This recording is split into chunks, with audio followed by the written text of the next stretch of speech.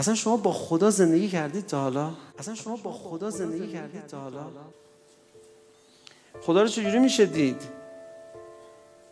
با اینکه بری دعا کنی التماسش بکنی خدا رو میتونی ببینی؟ با چی میشه بهتر خدا رو دید؟ با اینکه دستورش رو اجرا کنی خدا رو میبینی؟ بله، اینا هر کدوم یه حظی دارن در نشان دادن خدا به ما. با امتحان خدا رو ببین. خواسته هاش دستت مثلا باش زندگی میکنی. وقتی باش زندگی کردی، مسافرت رفتی، کم کم میشناسیش. ای بابا، من واقعا نمیدونستم خدا چون نسبت به این موضوع اینقدر حساسی. بلافاصله منو انداخت تو این امتحان. اصلا شما با خدا زندگی کردید تا حالا؟ با خدای فعال. الان از اینجا بری بیرون خدا با چیکار داره؟ اگه تاکسی بشینی، تو تاکسی کی نشسته پیشت؟ داره باید حرف میزنه.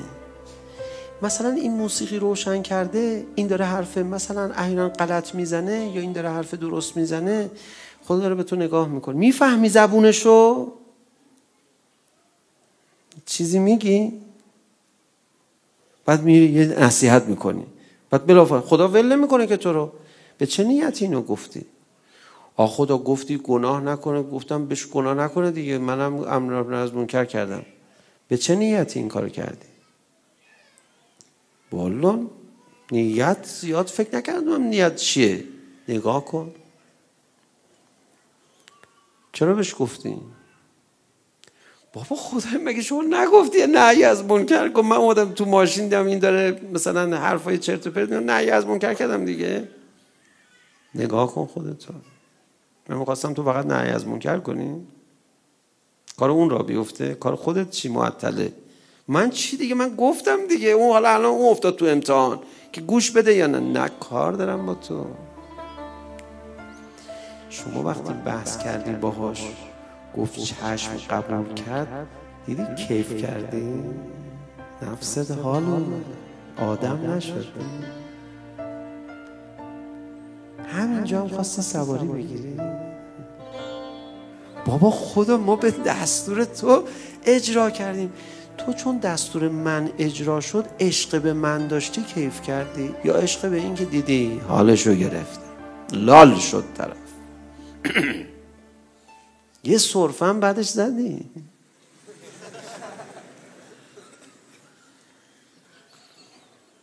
من متوجه شدم شما متوجه نشدید که این سرفه جزء نمایشنامه است. توضیح دادم. حالا دفعه بعد ببینم چیکار میکنی. لا اله الا الله.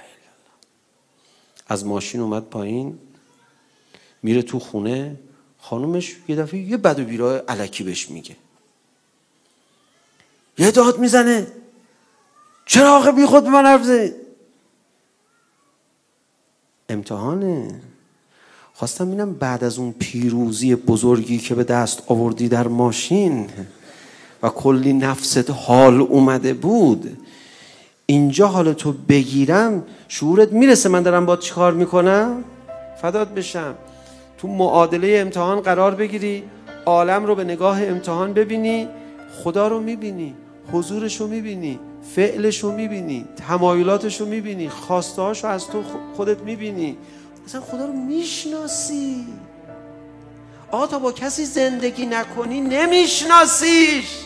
با خدا میخوای زندگی کنی، خدا ساکته، اون بالا نشسته، یه امضا کرده، باران، برف، نان بدید به این، میرم چیکار میکنه. بعد خودش هم اون بالا نشسته بیکار. بعد به تو میگم برو خدا رو بشناس. نه، لحظه به لحظه داره با تو زندگی میکنه. با خدا زندگی کن، ببینش، هر لحظه داره با تو کار میکنه، هر لحظه. من واقعا نمیدونستم خدا چون نسبت این موضوع اینقدر حساسی. بلافاصله منو انداخت تو این امتحان.